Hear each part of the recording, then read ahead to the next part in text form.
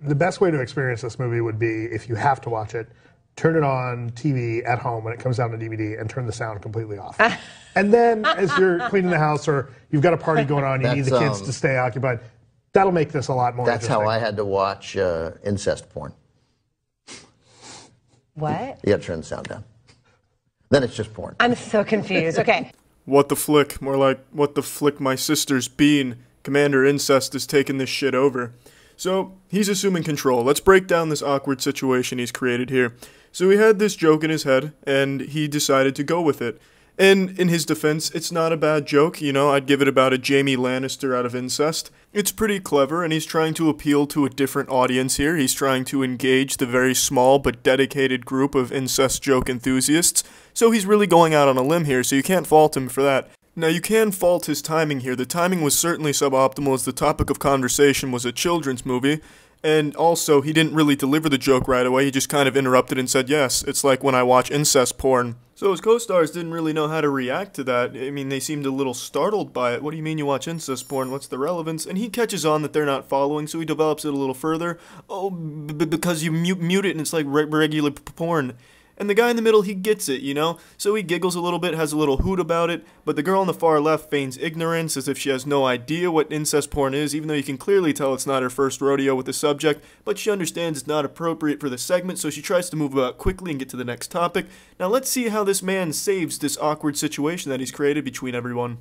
Or if you're on an airplane and you need to occupy your kid, let them watch it on an iPad or whatever, or on the little screen in front of you, and then they can watch it. You don't have to listen to it at all. I love that we're talking about the kids' movie, and you bring up incest porn. I'm just saying, every guy gets that moment when a friend hands them the box of old porn, right? And one of the tapes was incest porn.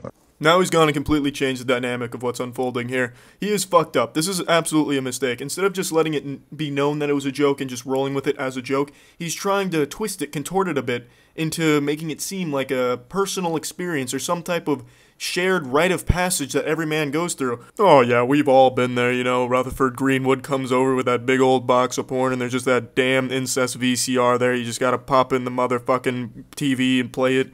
You just can't even jerk off, though, because you just feel uncomfortable because it's a father and his daughter and their sister fisting, you know? Just can't even choke the chicken to it, but you turn that volume off and then you're in business and everything's okay. And he's just made it weird now. Instead of it being a joke, now they're actually questioning, does my coworker just get boxes of incest porn delivered to him that he watches on mute while he jerks off? And I have no fucking idea what the JJ, the jet plane advocate over there, that lady was thinking with her airplane comment. That wasn't helping the situation at all.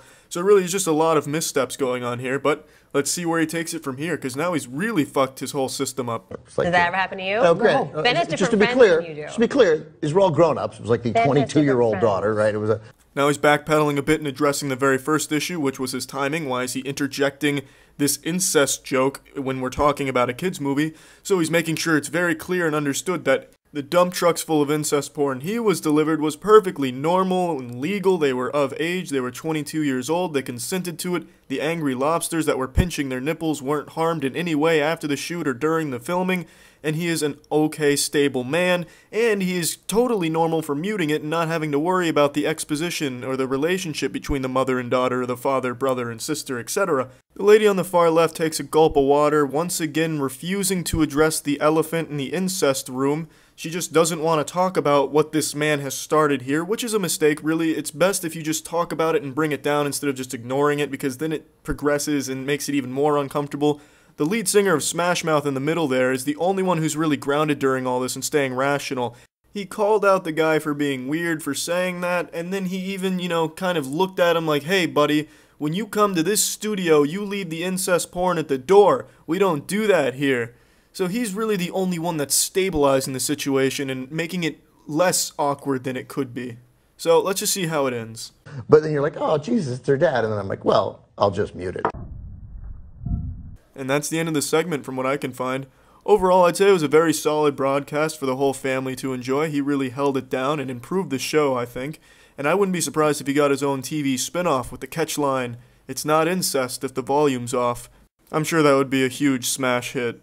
Yeah, so that's about it. I just wanted to break down this awkward situation and explain what was going on here.